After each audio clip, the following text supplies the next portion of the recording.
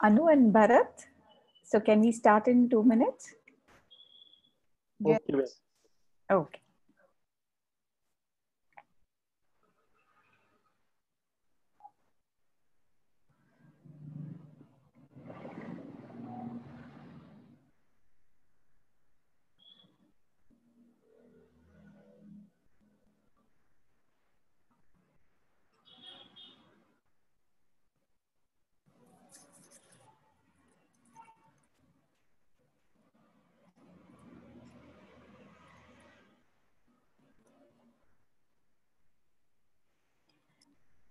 Good evening, everyone, and welcome again to this series of webinars that we've been hosting.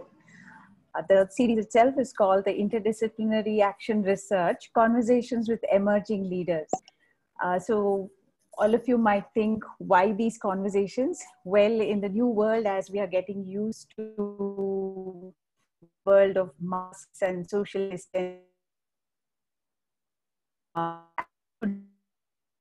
close relatives, friends falling ill, and getting used to this world of isolations and quarantines. Uh, just about everything around us is also demanding a fresh rethinking. And as national and global economies are falling down, and the unorganized and informal communities who constitute a large section of the economy are grievously left impaired. So in this climate of despair, there are various young researchers and activists who've been working very quietly and in fields which constitute a whole lot of interdisciplinary action, and they are helping address some of the most pressing issues of our times. And this again from various sectors of urban planning, public health, finance, ecology, environment, migration studies, and so on. So such ideas and explorations we felt deserve public focus. And given this whole post-pandemic situation and the difficulties to meet and discuss these ideas, CFA and ESG collaborate to bring to focus various exciting explorations by young researchers from across India. So in this webinar series, we draw attention to such efforts by emerging researchers and leaders through in-depth conversations which are engaging and which will also help understand a whole lot of things that are happening around. The process, in fact, aims to create spaces for such interaction between academia, civil society, students, and the general public. So these webinars have been happening over the last 5 weeks, every Thursday, 5 to 6:30 p.m. and has been open to all with prior registration. So today's conversation is about Tata Mundra, the valiant struggle of the fish workers. It is a story that is set in rural coastal area in Western India on the Gulf of Kutch, an arid and semi-arid place spreading across nearly 170 kilometers wide. If we can all just go to that place in our minds and imagine what it was a few decades back. But today, it is one of the fastest growing industrial hubs in the country. Where there is a sprawling port, which is also a special economic zone, with a large number of industries that are fighting for space. And this was also one of the biggest stretches of mangroves. So here today are located two of India's biggest thermal power plants. And the region also lies opposite to the India's first marine national park, known for its abundant coral reefs and other marine flora and fauna. And the rapid changes that are coming up out there are causing dramatic shifts in the lives and livelihoods of fisher folk, cattle and camel herding communities. And these mangroves actually it provided fish, it provided fodder, fuel, and it was also a bioshield against the high tides. And the ecosystem supported a wealth of life. Mangroves, as most of us would know, are wonder plants. Their complex roots filter out salt. They prop up the plant itself on the soft sediment beds. And they also create a very beautiful network interlocking the systems that hold the mud flats together and help resist the waves and tidal action. And their trunks and stems, in fact, offer a buffer for coastal habitats that no human engineering can compete with. And mangroves themselves are home to a wide variety of um, fauna and flora, like I mentioned before. And research has also shown that mangroves are known to absorb more carbon dioxide than any other type of vegetation. And in this landscape, where fisher folk and animal rearing communities lived in complete sync with the surrounding, they had understood this landscape so beautifully. They knew exactly how much to take and how much to leave behind without exploiting, and ensured that this region had enough for the future generations as well. But today, these very communities have to depend on various passes and permits to graze the fish, to fish and to graze their animals. And they're now finding themselves walking long distances, reaching areas which are not in bounds for the entire community. And the things that they've had to deal with more recently is construction, dredging, a whole lot of vessel movements around there, the erosion of the shoreline itself, industrial effluents, chemical pollution, maritime traffic, then mechanized fishing, and there's also the gradual sea level rise that is haunting these communities. So here is a story of how they came together to question one of the biggest financiers that caused this catastrophe out there, the International Finance Corporation, which has caused substantial environmental harm, including devastation of this entire ecosystem on which these communities, especially the small and minority communities, depended on, especially for fishing. So when the local government, along with the fisher people and the farmers from this part of the Kutch coast, sued the federal district court in DC, the IFC's response wasn't to deny the harm done to the landscape and the people, but to escape the legal liability and resist the responsibility in cases where their investments, their work actually do harm. So if we kind of try and understand these big international banks, they were actually set up to fight poverty and not maximize profit. So this is a story that helps IFC and other such funding banks to hold themselves accountable. It kind of helps hold the mirror against such institutions to their very existence and to ensure their work is consistent with their mission. So if their reason to exist is to assist such communities in the developing worlds, they shouldn't also be hiding when their projects results in weakening the communities and weakening everything around the communities. So to help us understand more about this great struggle, we have with us today Anuradha Munshi and Bharat Patel.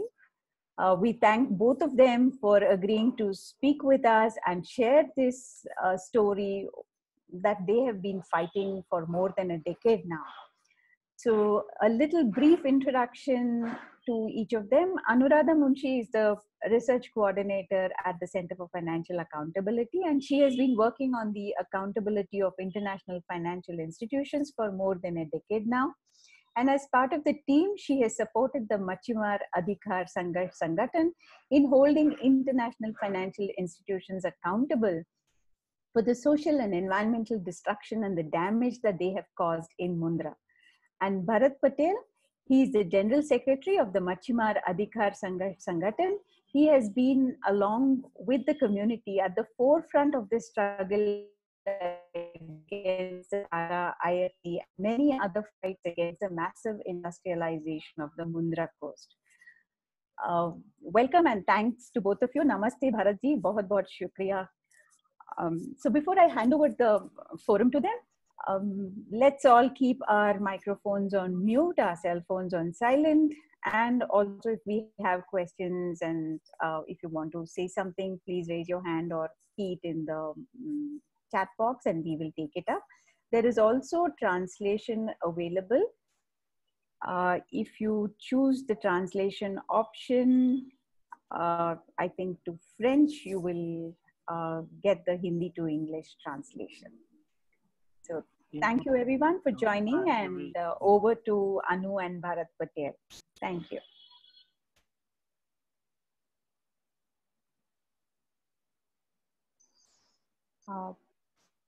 Hello everyone. I think we will start with Bharat Bhai talking about the struggle and what exactly was the situation in Mundra on ground, what happened with the fish workers, and then I'll come down to talk about more into the details of the case. Bharat Bhai, आप start करेंगे? Okay then.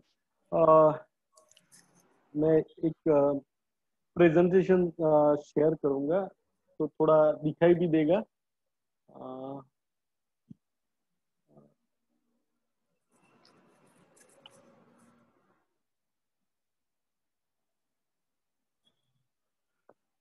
हाँ.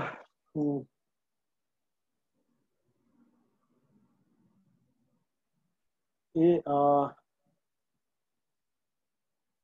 मुंद्रा का शुरुआती picture है करीबन 2005-6 के आसपास का, जो एक पूरा डेंस मैंग्रोव एरिया था और वहीं से हमारी ये आंदोलन का जो शुरुआत हुई.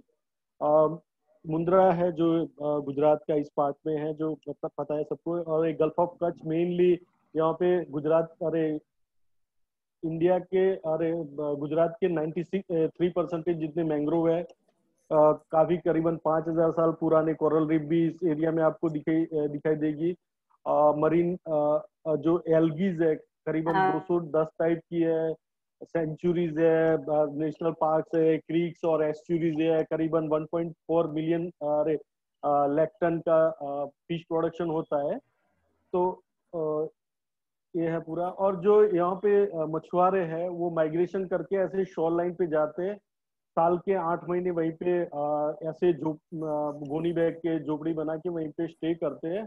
और ये करीबन 200 साल से प्रैक्टिस चल रही है. और ये 7 किलोमीटर से लेके 80 किलोमीटर तक दूरी तक का माइग्रेशन होके वो ऐसे बंदरों पे रहते हैं.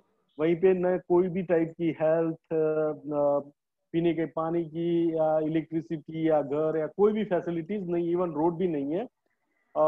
जो अभी ये हमारी स्ट्रगल और वो सब की वजह से कुछ भी जो डेवलप हुआ है वो हुआ है, जैसे कि भद्रेश्वर बंदर पे गवर्नमेंट ने रोड बनाया वो, और वहीं पे अभी एजुकेशन को लेके वाईएमसी करके स्कूल चला रहा है, वाईएमसी करके जो ऑर्गेनाइजेशन है वो. यहाँ पे 2 टाइप का फिशिंग होता है. एक पगड़िया फिशिंग होता है जो मेनली फूड फिशिंग, जो लोग इंटरटाइडल जोन में जाके नेट लगा के फिशिंग करते हैं. और दूसरा जो ड्राई फिशिंग होता है वो पैसिव फिशिंग है, जो नेट लगा देते हैं, मछली अपने आप आके फंसती है और वो बोट का खाली ट्रांसपोर्टेशन के लिए यूज होता है. और 95% ड्राई फिश होता है यहाँ पे, और लोग यहाँ पे सुखाते हैं और फिर उसको ये व्यापारी और जो फिश प्रोड्यूसर कंपनी है हमारा वो परचेज करता है एवरी 15 डेज और वो उसको पे करता है. यहाँ पे जो इंडस्ट्रीज की जो बात करूँ तो बड़ा 60 किलोमीटर कोस्ट लाइन का पोर्ट और स्पेशल इकोनॉमिक जोन और पोर्ट, जो 4 बड़े पोर्ट्स और एग्जिस्टिंग एक पोर्ट, ऐसे करके 5 पोर्ट है. और पावर प्लांट है जो 2 अदानी का और एक अदानी का और एक टाटा का, और दोनों को मिला के 10 लाख मेगावाट का है. पर बाकी सब मिला के जो प्लान है वो सब मिला के 25,000 मेगावाट का पावर प्रोजेक्ट यहाँ पे अंडर पाइपलाइन है. यहाँ पे आप देखेंगे ये पूरा मुंद्रा का वाटर फ्रंट डेवलपमेंट प्रोजेक्ट का प्लान है. और जो रेड स्पॉट है वहीं पे फिशिंग कम्युनिटी बसती है और वो एनुअली 60 करोड़ का फिश प्रोडक्शन करती है, वो जो आपको इससे दिखाई देगा. ये जो हमारा शुरुआती जो लड़ाई शुरुआत हुई उसका जो मेन रीजन था कि इंटरटाइडल जोन में लोग पगड़िया फिशिंग करते थे और जो अच्छा खासा मैंग्रोव था, और वहीं पे ही अदानी ने जो वहीं पे पोर्ट डेवलप करना शुरू किया. तो आप देखेंगे 2005 की जो सैटेलाइट इमेज है और 2008 का सैटेलाइट इमेज में आप देखेंगे कि यहाँ पे वेस्ट स्पॉट दिख रहा है, और वो पूरा एक क्रीक था और यहाँ पे मछुआरे बैठते थे, उसको हटा के अभी यहाँ पे लाए हैं इस साइड। तो पूरा लोगों को वहीं से हटाना पड़ा। तो वो और एक काफी सारा मैंग्रोव और जो क्रिक ब्लॉकेज है वो सब आपको दिखाई देगा। जैसे कि ये एरिया में ये पूरा मैंग्रोव एरिया है और एक क्रिक्स है, पर वहीं पे अभी आप 2008 में देखेंगे तो पूरा बंडिंग करके, और अभी तो जो नया लेटेस्ट सैटेलाइट इमेज देखेंगे तो वहीं पे आपको कुछ भी नहीं दिखाई देगा, पूरा जमीन ही दिखाई देगा और काफी सारे मैंग्रोव वहीं से चले गए हैं।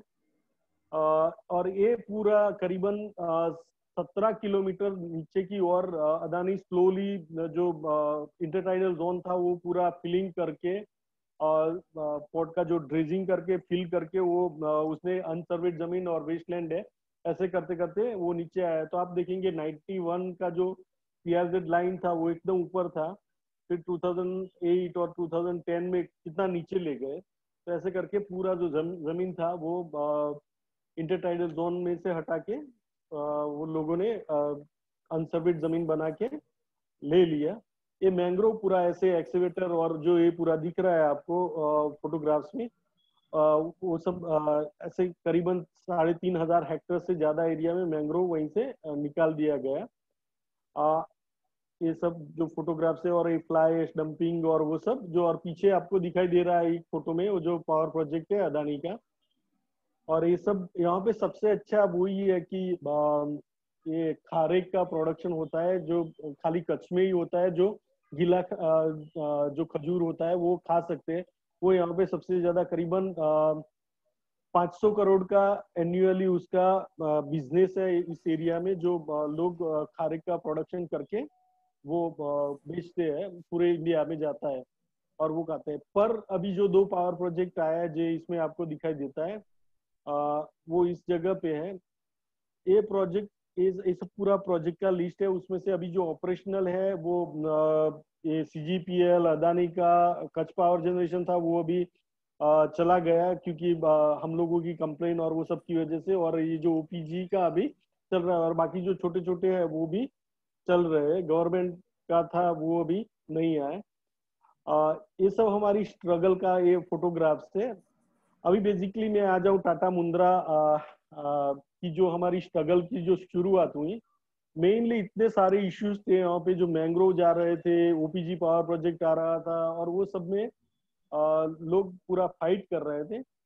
और तभी ये टाटा मुंद्रा वहीं पे करीबन 2006 में उसने क्लियरेंस वो ले लिया था, पर उसका काम नहीं चल रहा था। पर 10-11 से उसका काम शुरू हुआ और तब तक वो था कि क्लोज साइकिल कूलिंग सिस्टम है, लोगों को पता भी नहीं था कि उससे क्या इम्पैक्ट होगा वो सब। और एक साइड लड़ाई चल रही थी अदानी वाला।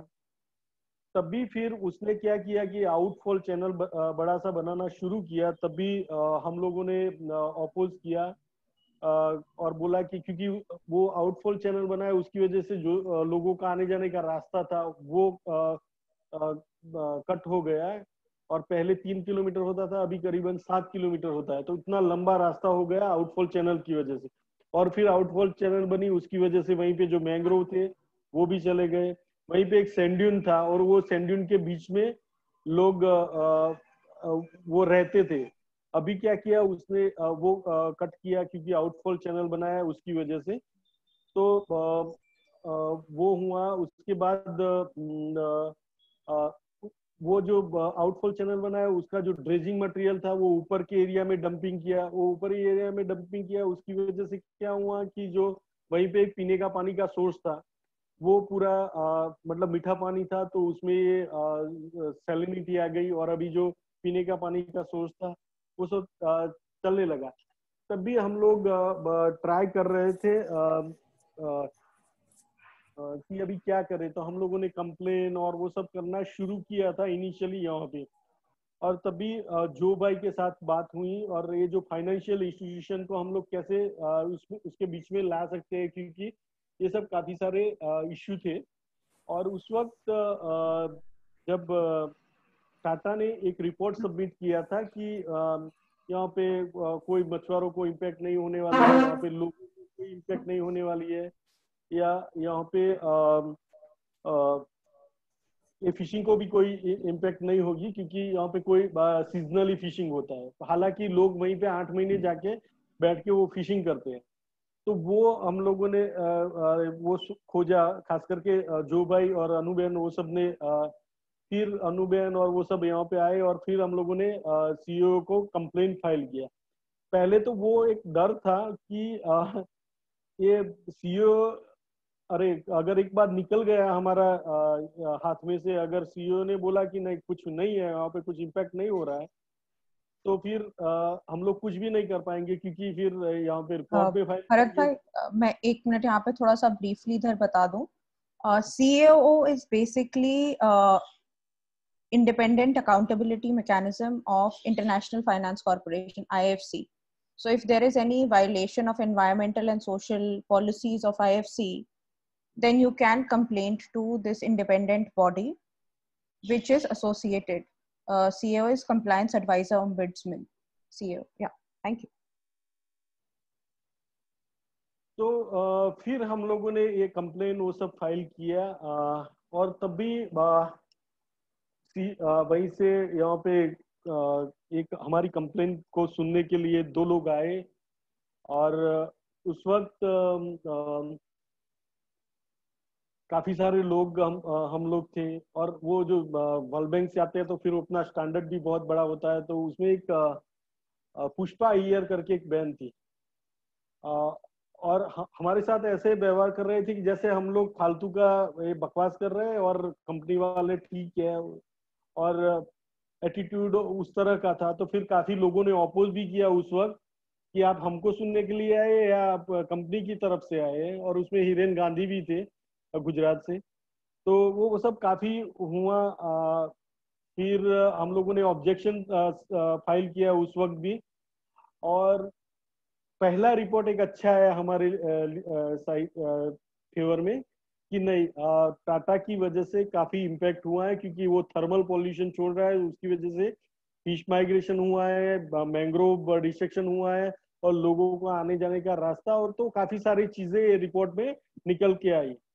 उसके बाद फिर से मॉनिटरिंग रिपोर्ट भी निकाला दूसरा, और फिर हम लोगों ने जाके वहीं पे वर्ल्ड बैंक पे जो है उसका एनुअल मीटिंग होता है, उसके बोर्ड के सामने हम लोगों ने प्रेजेंट भी किया कि ये सब हुआ, क्लियरली रिपोर्ट में भी निकल के आया कि ये सब नुकसान हो रहा है, तो आप कुछ एक्शन लीजिए। तो वहीं पे बताया, वहीं पे जब मीटिंग में हम लोगों ने आर्ग्यूमेंट किया, उसके उस वक्त जो मिल रहा था आश्वासन कि ना हम लोग कुछ करेंगे, तो हम लोगों को कुछ होप बना था कि कुछ होगा, पर फाइनली कुछ किया नहीं। तब भी ERIs के साथ कांटेक्ट हुआ, और ERIs ने बोला कि US लॉ में कुछ प्रावधान है कि हम लोग कुछ उसको चैलेंज कर सकते हैं, कि अगर इंटरनेशनल इंस्टीट्यूशन कुछ नुकसान कर रहा है तो उसको हम लोग चैलेंज कर सकते हैं। तो फिर ERI के साथ बात हुई, और 2015 में ERI यहाँ पे आया, अरे 14 एंड में, और फिर हम लोगों ने US कोर्ट में केस फाइल किया। पहले तो दोनों मतलब फेडरल और सर्किट दोनों कोर्ट में से निकाल दिया था। फाइनली ये इम्यूनिटी वाला इश्यू था, और US सुप्रीम कोर्ट से ये हमको उसमें मतलब हम लोग जीते उसमें, और अभी लोअर कोर्ट में केस चल रहा है। अभी लोअर कोर्ट में से निकल गया है, अभी हम लोग शायद सर्किट में आएंगे ना अनुबेन? जी जी, लोअर कोर्ट में वापस जाएंगे। तो ये पूरा अभी तक करा है मैंने, जितना मतलब टाइम को देखते हुए फटाफट बताने की कोशिश की है। Thank you, Bharat bhai. It has been a very, very long and struggle. It has been almost a decade since the community has been tirelessly fighting these institutions, the kind of destruction they have caused on the ground. and there have been victories, there have been falls, but they have still not received any sort of justice, any uh, any justice basically. So it is still a long struggle, and it is commendable that how the community over almost a period of a decade have fought these institutions and made changes for the entire to all those individuals who are fighting these destructive financed projects by international financial institutions across the globe. I will briefly get into the details of what exactly happened with the legal case and the fight, basically the fight against the international financial institutions. As Bharat Bhai has already mentioned, um, so the community got together and they decided that they will take on international financial institutions. And the first step for it was to access the accountability mechanisms that these institutions offer. So the first step was to actually go and file a case, a complaint against the kind of massive destruction which Bharat Bhai has already spoken of, that was happening on ground because of this project, which was funded by actually two institutions, two international financial institutions, Asian Development Bank and IFC. Community chose to file complaint to both these institutions, and I will first talk about the fight with IFC. So IFC, once the complaint was filed, there was this entire process in which community asked them to do a compliance investigation of whether IFC has complied by its environmental and social safeguards with respect to this project or not. And every financial institution, when they fund a project, they have to comply by these environmental and social safeguards, which talk about the parameters of indigenous rights, environmental and social rights, labor rights, and many pollution, safety, all these parameters they have to comply on. And since this was a high risk project, they had to necessarily comply on all these parameters. So it was interesting when the compliance report of their own investigating body, CAO, Compliance Advisor Ombudsman, came out. It was categorically mentioned in that report that IFC's due diligence process was inadequate and failed to consider the risks and impacts on local fishing communities. It further said that IFC had failed to ensure the project met environmental and social standards that are necessary for IFC funded projects, and failed to address compliance issues, and failed to adequately supervise the project. IFC's response to the project was by rejecting most of the CAO findings and ignoring others. This is very interesting because even though they have this independent investigating body in accountability mechanism, and they can investigate the project, but in terms of remedy, they do not have any power. So the case goes back to the president with that report, and it is the president and the management of these institutions that take a call in terms of providing remedy. So when the management's response came, it was pretty shocking. Not exactly shocking because we know the kind of callousness and arrogance these institutions operate with, but it was very shocking that it had categorically rejected and ignored most of the findings and only taken the path of remedial action that was mostly bandage work. So then the community actually rejected this the remedial action plan that was offered by the IFC management. As Bharat Bhai said, there was a lot of struggle post that. There was a lot of networking with international organizations, media, community fight led this campaign in which they kind of send these postcards from across the country to World Bank office stating their failures and their denial of justice to the community. So this was like a dedicated campaign in which there was a lot of networking with international organizations, media, at the same time. And it was then Earthright International, which is this international organization that fights investments, international financial institutions, which fund destructive development, so-called destructive development in countries and harm communities.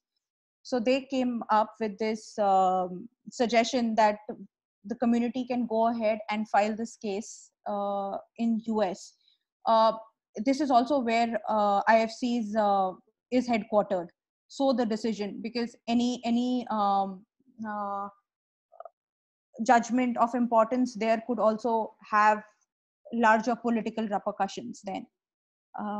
So they decided, the community agreed to this, and they went ahead. So the farmers and the fishing community collectively filed this case, and Earthrights International represented them in the court.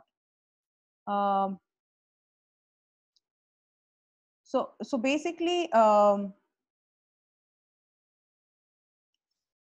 communities basically filed this in 2015. They filed this case suit against IFC on behalf in the Federal Court of Washington, D.C., where IFC is headquartered, and the complaint included claims for negligence, destruction, nuisance, trespass, breach of contract, and seeked damages for all of these.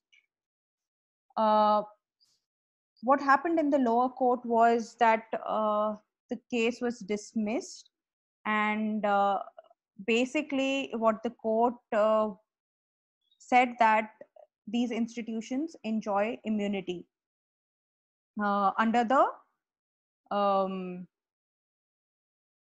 they enjoy absolute immunity under the International Organizations Immunities Act. So this was then further challenged in the higher court, and in 2016 March, district court passed the judgment that IFC could not be sued.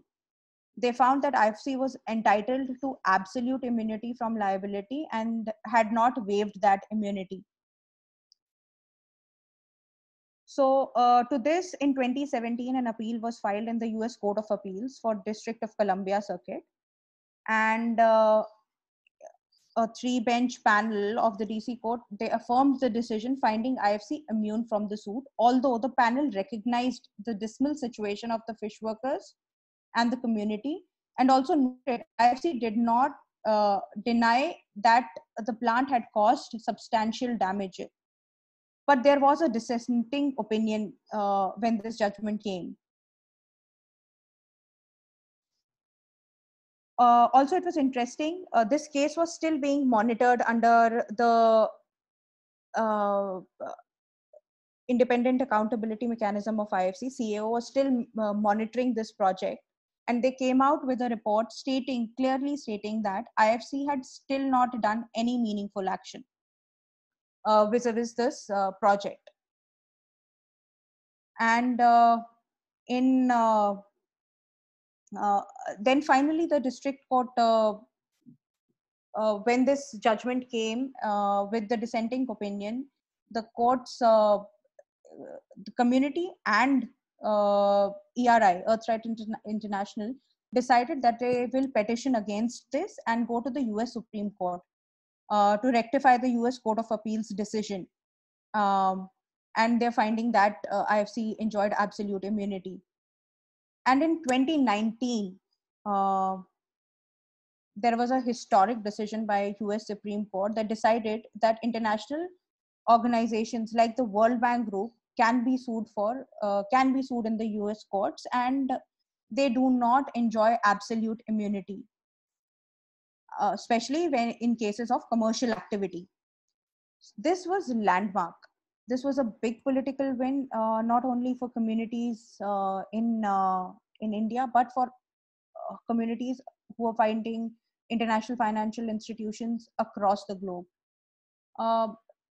Just getting into this decision of the Supreme Court came out vindicating the stand of the community, that the international financial institutions enjoy absolute immunity and could not be tried in the court of law.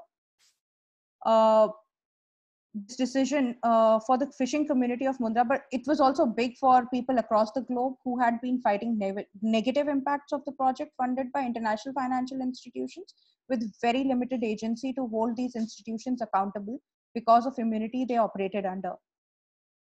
This decision also has a persuasive importance for communities to challenge absolute immunity of these institutions that these institutions enjoy not only in the US but across the globe, like in India as well.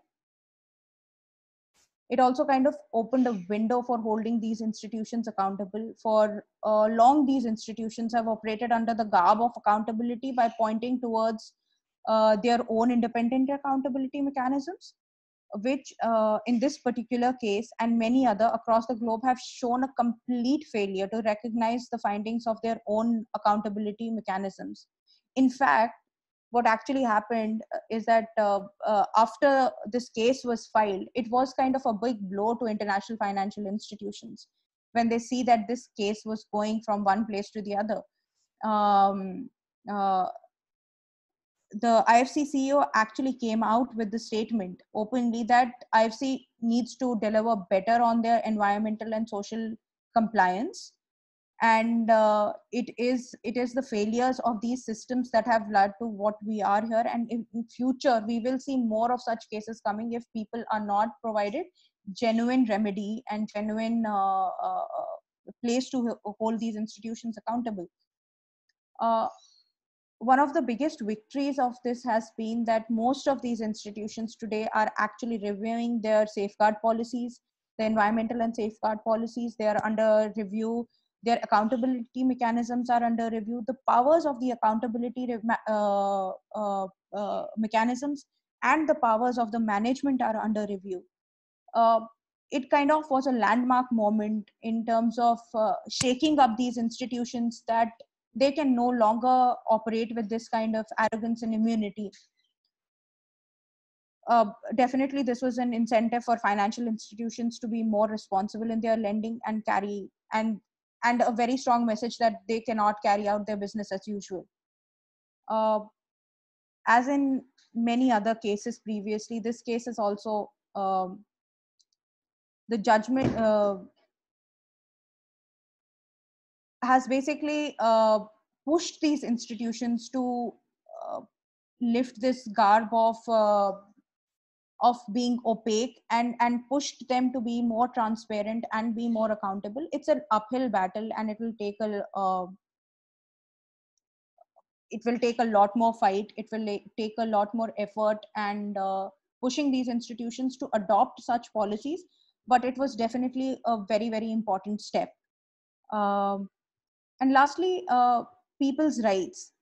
I mean, this was a victory for people's rights. It was a victory, especially in these grim times when there is such a huge shrinking space for dissent.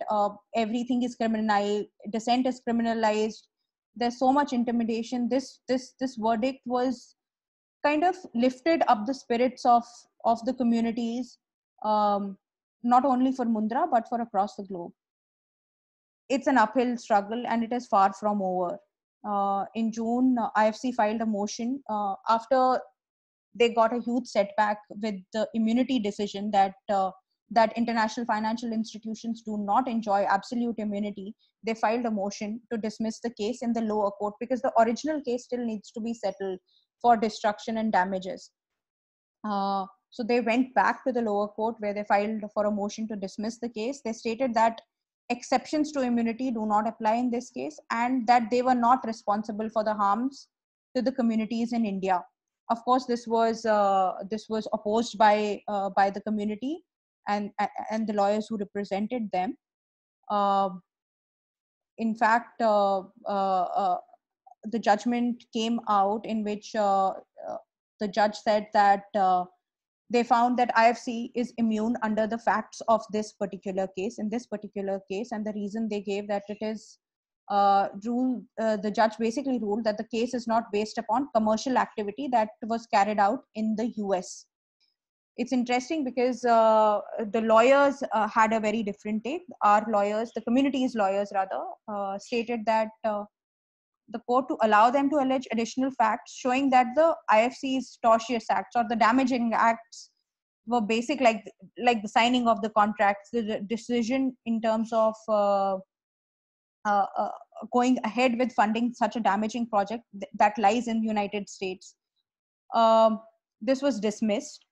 The it We know that this was coming. We know that this was going to be dismissed in the lower court somewhere. We definitely knew that, and right now the community is ready to again start the uphill battle to file an appeal. It is in the process. They are preparing to file an appeal against this judgment in the lower court, and mm, it still requires a lot of effort, a lot of this process actually required a lot of finding data, doing a lot of research on ground, sitting with communities, talking to a lot more members, from academicians to people who are experts on environment, on pollution, on marine ecology, and international networks, trying to keep this in the news, get the media attention, because it is difficult to find media attention for these things.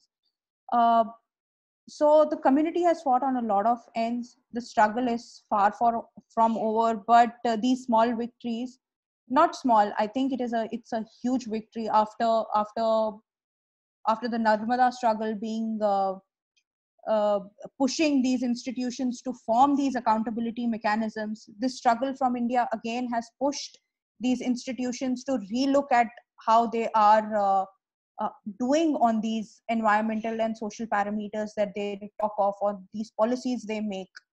And this has provided, and this judgment has definitely provided people another weapon to kind of hold these institutions accountable. Thank you.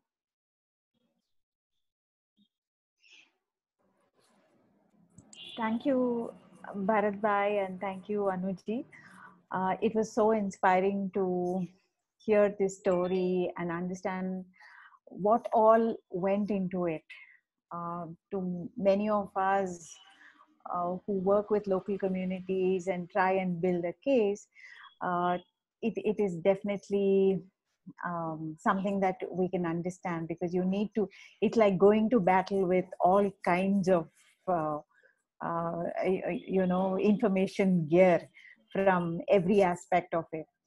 It would be good if Bharat Bhai can explain to us how was it to mobilize the entire community, because even within a community there are always people who don't want to be part of these struggles because they are scared, and there is a climate of fear that usually envelops villages and towns, and people are scared of their own jobs and livelihoods and all that. But despite that, when an entire community can come forward like this, and they are ready to battle not just at the local government level, they've also mobilized the local government and have gone ahead to fight this battle at the international level. It would be very interesting to hear how was it like to mobilize the community? How was it to talk to everybody, to help everybody come on board, to hear about those little stories from Bharat Bhai?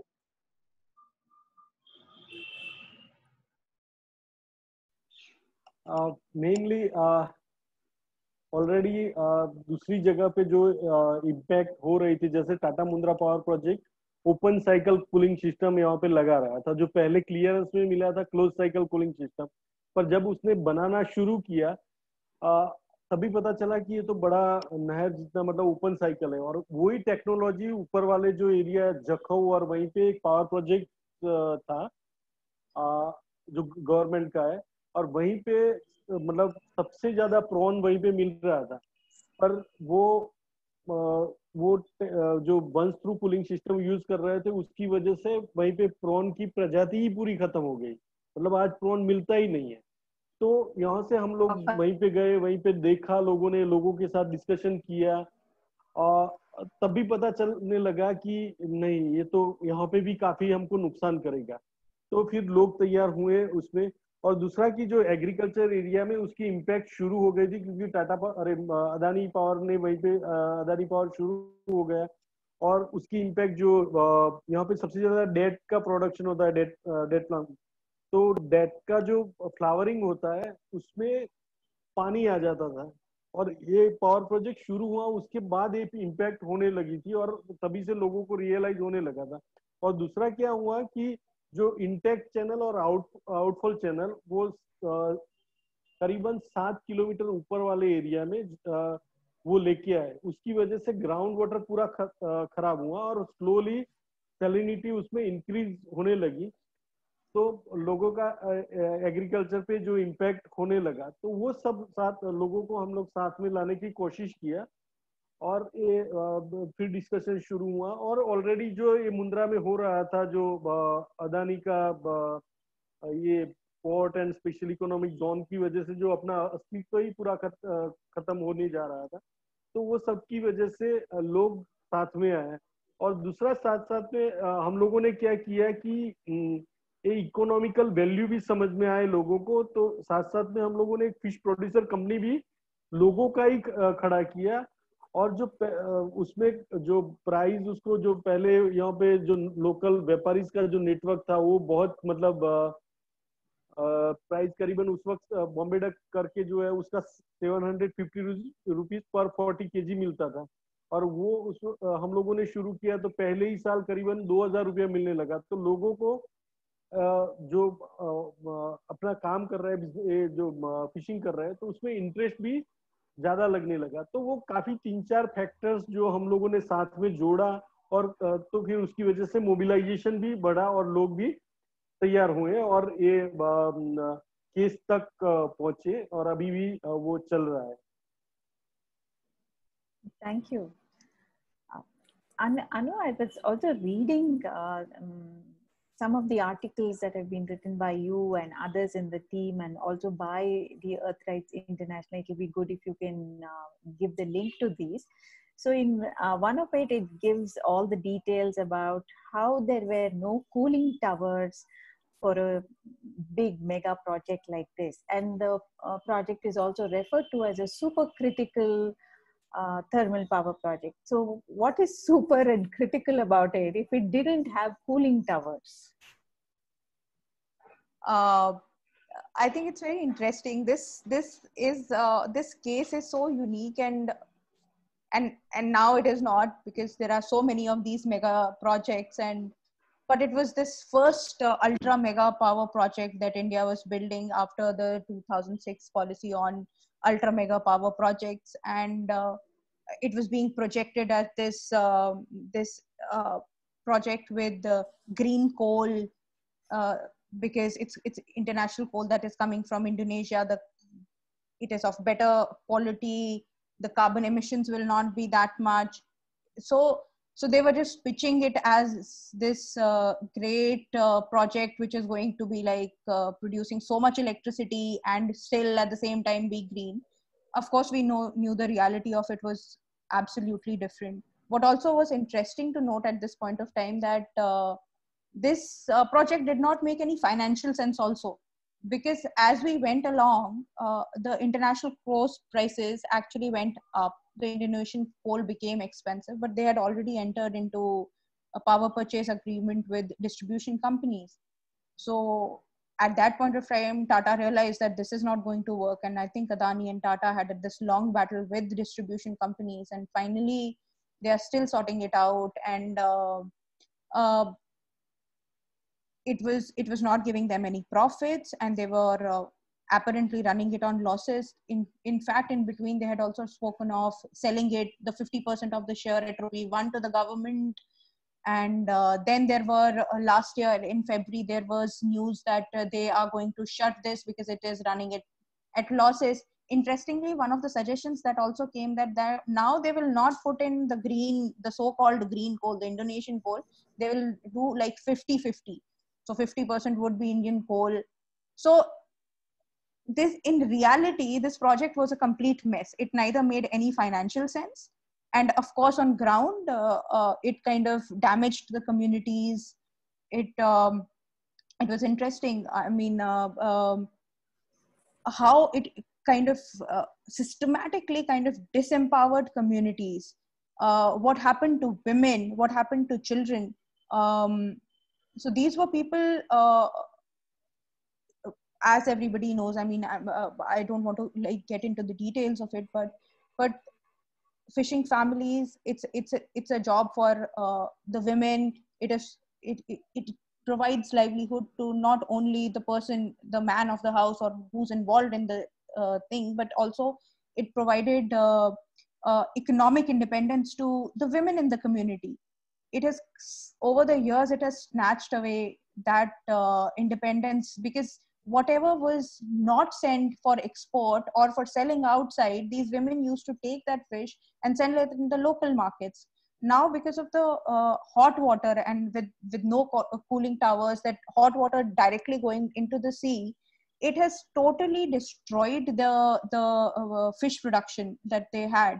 And of course, then there is hardly anything to sell in the market, and for women to sell. So it kind of destroyed their uh, independence, because they now don't have that extra money to spend on themselves or their children. Education took a so basically there was a school that was running, which because of all these interruptions had to stop in between. Then apart from that, uh, there were issues of safety. There was so much labor, they could not access their fishing grounds, the routes had become longer. Another very very important thing was about water. I mean, they were not getting drinking water, because the only sweet wells that were there, from which people, these communities took the water, was taken over by the company. So now they were literally dependent on these companies sending them tankers once in a week, and now they have to buy water. So life kind of took a complete U-turn for them, and today most of them are trying to find jobs outside the fishing, this actual source of livelihood, and are trying to, somebody is trying to see a shop. And unfortunately, the fact is that um, this is not what they do, this is not what their skill is, and a lot of them have miserably failed at doing anything else, because that is not their skill set. And it's interesting when Bharat Bhai is talking all that, because I also remember and these conversations with Bharat Bhai, when um, the company used to try to break the movement, lure them, we will give you boats, we will they will try to get some people or some leader, and they will pitch that we will give you some contract with the company.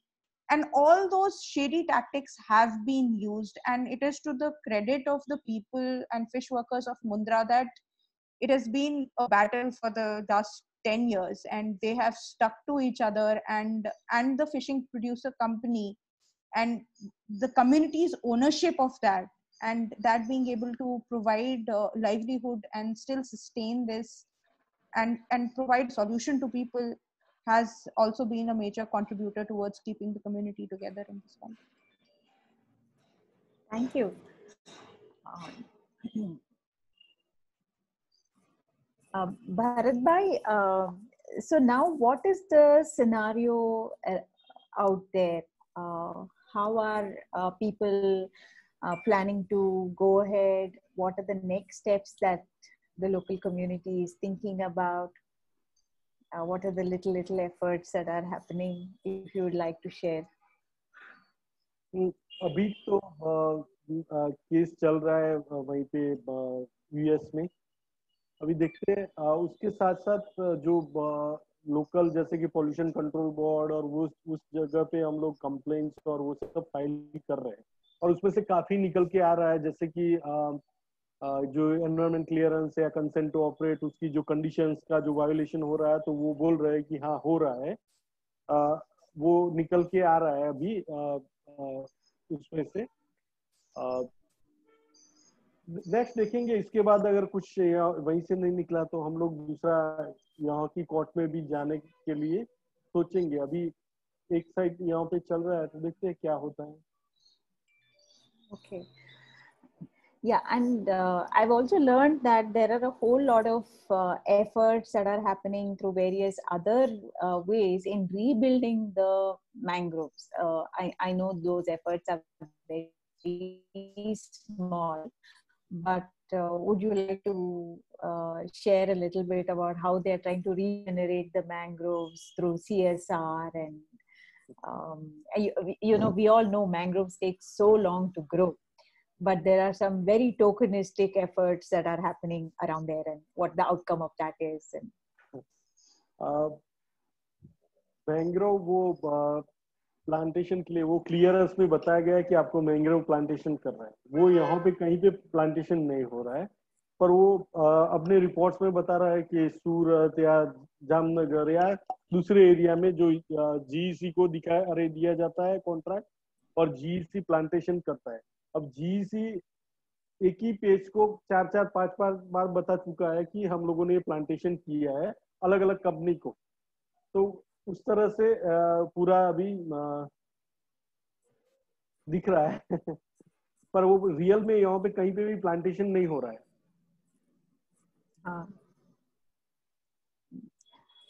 Anu, so for young researchers who want to work in this sector, understand the financials of such mega projects, where do they start? How do they start? Or even if they want to help local communities understand this kind of thing, how would you suggest that they go about a research like this?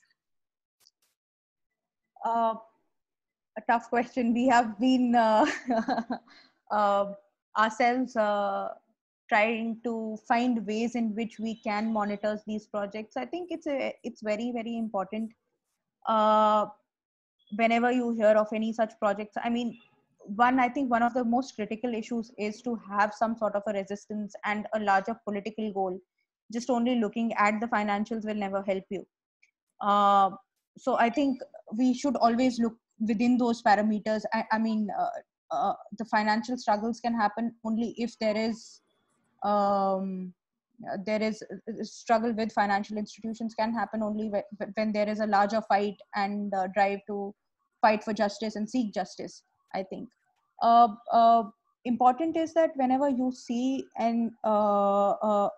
any big project coming, I think we should begin with our basic research on tracking who the financiers are. It's easier when you have to track financiers which are international in financiers, because generally such transactions would somewhere pop up in the news. It's more difficult when it is only purely funded by national institutions. That time it becomes more opaque and difficult to kind of monitor. If there is an involvement of multilateral development bank or MDBs or development financial institutions, the information is, I would rather say, far more easier. Also, there is a huge difference in terms of dealing with these institutions. If you come to development finance institutions, they will generally have a set of policies and norms. At least for the namesake, it will be there, and they have their accountability mechanisms. They have to comply by certain rules and regulations. So it is easier to get hold of them and hold them accountable on that. But when it comes to national financial institutions, it's kind of a black hole. I mean, there is very little information, there is very little transparency. Most of them do not even have their own set of rules or policies when investing in any projects further. So it kind of gets more difficult. But I think as a rule, I think we all should, as researchers, we should make an effort to read financial news. And it is very, very important. I think sometimes we just get stuck that we do not understand numbers. No, it is not about numbers. If we go by the logic of numbers, remember, we will always lose the fight. We have to see that we have to hold them responsible for whatever is happening on ground. So don't feel that these numbers are difficult, we can't get there, and we don't understand the financials. It is not about that. It's just about holding these institutions accountable for whatever they are funding, be it any sort of development project. I think read economic news, get down to finding more about. There are excellent sites where you can get these information. There are uh, uh, some of them are paid, some of them are non-paid, and there are a lot of these non-paid portals where you can find a lot of financial information. So I think a literal basic search can help you with that, of course. And if you have found a latch on like an international financial institutions, I think it is much easier to make noise around it because they have their policies in place.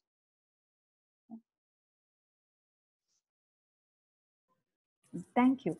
So John Kurian says private capitalists get away with all forms of crime. The communities cannot even dissent. Should we not have more public interest litigation bodies who can protect communities when their social license to operate is threatened by such corporate interests? Is this a priority for lawyers and financial activists to take up? So would you like to take that? Yeah, absolutely. I mean, there are no two ways about it. I totally believe in it, and I think it is. They have gone. I think that they have gone unnoticed, and they have got away so easily for so long. These institutions, just think of the fact that with so many NPAs, with the kind of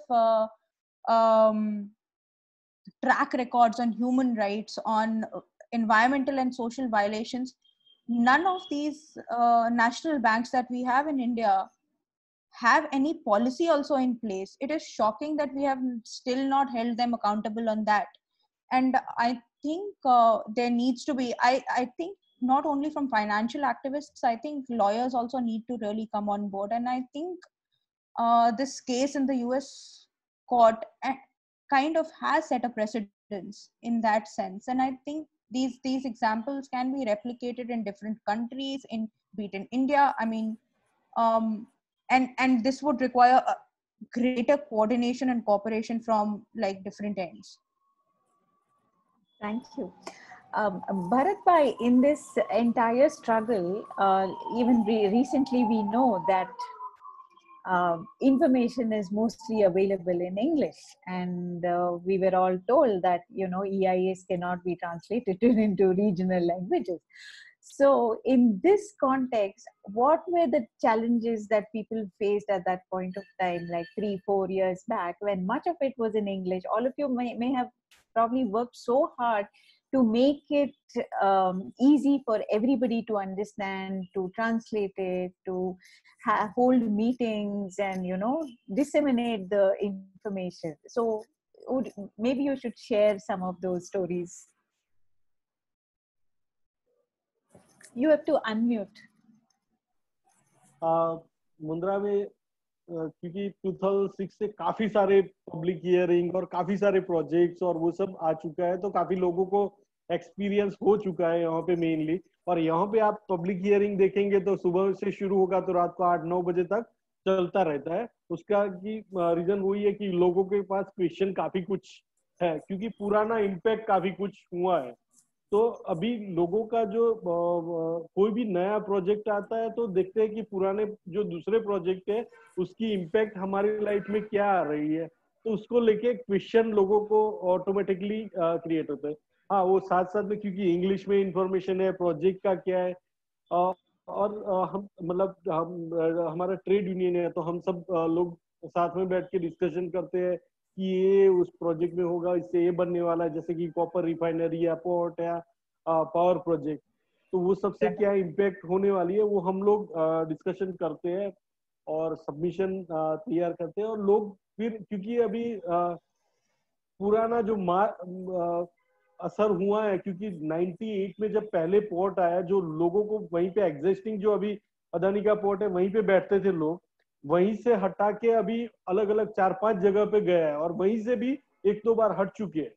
तो लोगों को impact का पता है क्योंकि खुद झेला है उसको, तो वो भी है। और ये काफी सारे लोगों का सपोर्ट भी मिलता है बाहर से, तो वो सब होता है। Thank you. I think I will also... just to sorry Bhargavi to cut you. I think just to comment for that, I think, I mean, for us also personally, I think through this case, what I understood was just the importance of networking and support that institutions, and not only within the country, across the globe, provides you. I mean, the kind of support that we saw the communities get, I think I think that kind of provided them also the encouragement that we can go ahead. I think to build solid, it just reinforces the fact that how important it is to build solidarities, and how important it is to kind of pitch in for each other at different points of time, because we will all need each other at some point of time in in struggles that run over years. Yes, very true. Bharat Bhai, that also makes me think about what happens to the camel herding communities in the area, because the region also had a lot of camel herding communities, and now the numbers have come down, I read. So maybe sharing some of that will also be very informative. यहाँ पे एक खाराई करके जो camel खास करके होता था, और वो मेनली डिपेंड होता था ये मैंग्रोव पे। और आपको मैं एक 2001 से लेके 2010 का जो डेटा बताऊं, तो 2001 में करीबन 10,000 जितने ये कैमल्स थे। और ये जो रेफ्यूजी फिल्म बनी हुई है, वो वही टाटा मुंद्रा वाला एरिया है ना, वहीं पे, वही एरिया पे, और वहीं पे ही लोग जो कैमल जो पालते हैं वो लोग वहीं पे ही रहते थे। वहीं पे 10,000 जितने ऊंट थे, वो लोगों ने क्या किया, ऊंट बेचा और वो लगाया ट्रक्स, और वो सब जो टाटा का पावर प्रोजेक्ट या अदानी का जो पावर प्रोजेक्ट बन रहा था, तो उसमें पैसे लगाए, ट्रक्स वो सब खरीदा। आज वो सिचुएशन हो चुकी है कि वहीं पे काम भी नहीं है, और जो आदतें भी बदल गई। अपना जो पूरा जो ट्रेडिशनल रहते थे उससे पूरा सीमेंट कंक्रीट का घर और वो सब बना दिया, इनकम आई तो फिर। और अभी आज ऐसी सिचुएशन है कि ट्रक भी घर पे पड़े हुए हैं, कोई इनकम नहीं है, और जो अपने पास जो था वो सब बेच के वो सब खरीदा है, और नया कोई अभी बिजनेस भी नहीं है। और इस एरिया में पहले 10,000 थे, आज 200 जितने ऊंट बचे हैं खाली, और वो भी वहीं पे नहीं है, वो माइग्रेशन करके करीबन 60 से 70 किलोमीटर दूरी पे जाके वहीं पे रहते हैं लोग। मानसून में भी वहीं पे रहते हैं, चराते भी वहीं पे है, और खाली घर पे आना जाना करते हैं। जो लोग हैं वो घर पे आके चले जाते हैं, पर अभी परमानेंटली दूसरे एरिया में जाके रह रहे हैं। तो वो सिचुएशन है, क्योंकि पूरा जो 60 किलोमीटर कोस्ट लाइन है, वहीं पे port and special economic zone बना है, उसके अंदर आप नहीं जा सकते, और अंदर मैंग्रोव है पर नहीं जा सकती। और एक साइड से आपको आपने जो इंटेक्ट चैनल बना है, तो वो क्रॉस भी नहीं कर सकते, तो वो ऑलमोस्ट खत्म ही हो गया है। Thank you. I know that also makes me wonder. So, you know, on one hand, you have the nomadic camel herding communities, then the fisher folk who are at the sea. Then there are these little villages, and these people are, from what you all said, they migrate into these shore areas for about 8 months. And you are based in Delhi, and then we have Earth Rights International in DC. How did you manage to coordinate across 3-4 cities and, you know, so many people and make it happen? Yeah, I mean, now that definitely took some effort, and I think the most important is to realize that keeping the community informed and keeping the people informed is essential. So even if it takes you to be constantly out and traveling, you have to do it. It is essential. So there are no two ways around it. I think there were 2-3 things that we were very, very particular about. Is one was constantly come out with updates of what was happening in US, and making sure that it gets translated in Gujarati and it is distributed amongst the community.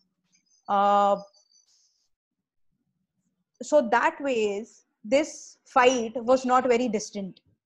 The community was always aware what was happening. So I think that was very important, because the judgments were coming after 6 months, after 1 year. So how do you then keep people engaged in this fight? So I think that was very, very important. Constantly traveling and meeting the community was another very, very important thing. Celebrating every small victory was important. So every time there was some small victory, we ensured that everybody got together, and there was some celebration for the community, for everybody involved in the case. That was also that kind of also played a part. And yes, definitely technology. I mean, over the years, the use of technology, we have used technology to have meetings with the community, ensuring that we are there, community is there, Bharat Bhai is there, the councils from ERI are there, uh, and constantly updating each other on what is happening on ground, and what is happening in the US ports was very important. We also did a lot of updates. We did and there were other things also. I mean, in this process, there was a independent fact finding study also that happened, uh, in which a lot of people got together. Then there were also taking advice from experts. So I mean, keeping everybody in the loop was the key, and definitely keeping everybody informed through write-ups, through meetings, through traveling to Mundra was a part of it. Thank you, thank you. Bharat Bhai, how did you get everybody to trust, uh, you know, people who are coming from cities and from across the world to help you and your community? Why would the community trust people who are coming from, you know, areas who are not affected?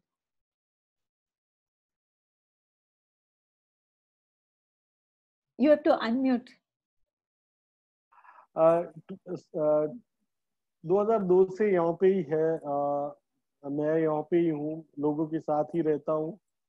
और Annu Ben, जो भाई या बाहर से काफी सारे लोग, जो जितने भी यहाँ पे विजयन भाई या दिल्ली फोरम से या सुम्यादा, सब लोगों को लोग जानते हैं, क्योंकि ये पूरा अदानी से स्ट्रगल शुरू हुआ था, तब से सब लोग जुड़े हुए हैं इस स्ट्रगल में। तो ऑब्वियसली भरोसा तो होगा ही। Yeah, so on that note, actually, John Kurian makes another very important point. John, would you like to share your thoughts?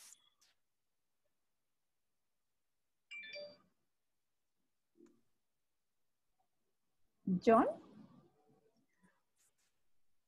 So he says, given the experience of MAS and all that Bharat Bhai explained so eloquently, is there not a need to establish long-term public funding for repositories which preserve, enlighten, and enthuse about community memories of events such as disasters, toxic exposures, development projects? Such initiatives level information asymmetries, facilitate intergenerational memory, and create a more level playing field for communities negotiating with external interests. He says academics and social activists, lawyers, etc., need to cooperate on such matters. This is absolutely true, because, sure, because we've seen it across landscapes where local communities are suffering from such initiatives. Leo has asked if he can make a comment. Yes, Leo, surely. Thank you, Bhargavi. I think, I just want to make a comment to highlight how historic this whole effort is, because, as you know, we have tried to get IFC to look into the West Coast paper mills issue, which is a massive paper mill in Dandeli in North Karnataka, and which has been polluting the Kali River for decades. And IFC was investing in expanding this paper mill. So that took us all the way to the Washington, D.C. office of IFC, and we met the vice presidents. And the feeling I got by meeting with them was that they were like, not even brick walls, they were made of stone walls to listen to us and not really do anything much, because the power of immunity was so absolute that we could say whatever we want, we could file whatever case we want, and it was all left to their benevolence. In many ways, to me, it is akin to the kind of appeals people made to the British Raj, wherein the colonial powers would decide whether they would dispense with some tokenistic justice or tokenistic relief and so on. So it is actually an effort which I would say is resistance to the imperial methods that banks like the World Bank and International Finance Corporation employ to promote their interests, which is basically to give loans, and really without any regard to sovereignty, any regard to environmental and social impacts. So in the current times, when corporate rule is being aggressively encouraged by national governments, and especially by the Indian government, and encouraged in such ways that the type of investment, as we now see with the Tata Mundra case, is not necessarily settled within the framework of the Indian Constitution. This escapes the bounds of the Constitution because IFC comes in with loads of cash and says, this is a project we are going to fund. And then when the financing takes place, there are all sorts of press releases and fancy dinners held in Delhi, Bombay, elsewhere to say that IFC is investment would mean it will be a world-class power project. Now, if you actually look at all the so-called world-class power projects or any form of infrastructure project, we find that these claims are made in pushing them through. But really, they are not meant to comply with their own statements, comply with their own safeguards. And here's an effort of holding them against their own safeguard mechanisms and showing them that not only did they fail, but they also tried to stonewall the local community's struggle for securing justice. Because obviously, to build such massive power plants in a planet which is so fragile today is insane. And insanity is what is being financed. So it is in that sense, this is a very historic struggle, and it kind of, the Supreme Court of United States, which is known to be extremely conservative, to have moved away from its conservative position to actually acknowledge that the immunity claimed by this Washington, D.C. based institution should not anymore be encouraged. It took us, 1945, 1950 is when the bank was set up, and IFC came a decade or so later. But the point is, more than half a century, these banks have been operating with immunity across the world. Just imagine how many thousands of people have been impacted in dozens of projects which IFC has invested in or supported. So it also raises critical concerns about the weakening of regulatory standards, especially in the context of what's going on in India. Most of our environmental laws are being emasculated. Most of the environmental regulatory institutions have become complicit in promoting projects, and most of the standards are being diluted. So it's really a race to the bottom that this type of financing and these type of institutions promote. And I want to congratulate all the communities and all the groups, in particular Bharat and MAS and CFA and everyone else, Earth Justice, for having taken it up, and not just for the sake of the people of Gujarat, but across the world. So congratulations. And I want to end by asking a question now. How does one hold on to an issue and fight it as if your life depended on it? This takes, I mean, when you started off, obviously, Bharat, we met a long time ago, and you see your life going in fighting this one project, but it's worth it. I'm not saying it's not worth it. But how does one deal with the complexities of living in a complex situation that you live in, and yet surviving with the kind of hope you bring to this movement.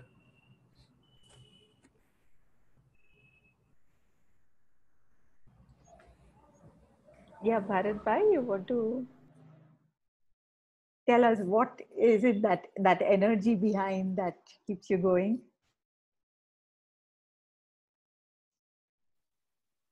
बस लोगों का साथ है इसलिए मजा आ रहा है और कर रहे हैं. And Anu, some closing thoughts from you for young researchers, students, and people who want to kind of, do something about uh, this kind of stuff that's happening all around us. And with all that Leo just shared with us, where do you see things going, and what is it that we all can do? Like Leo said, like it's a rat race to bottom. I mean, it's one fight after the other. I mean, if you look at it, these institutions today, they are committing and we are fighting them and we are trying to hold them accountable. They are finding more ways through equity investments, through financial intermediary investments to be as opaque as they can. So they are finding new modes and new methods. And I think it's very, very important that we keep a track of all of this. We follow these institutions and I, it's a existential question. Like, if you want to survive on this planet, you better fight these institutions because their mandate is very clear, their agenda is very clear, and they will do everything in their power to ensure that they do not have to bother about compliances, they do not have to bother about environment or about people.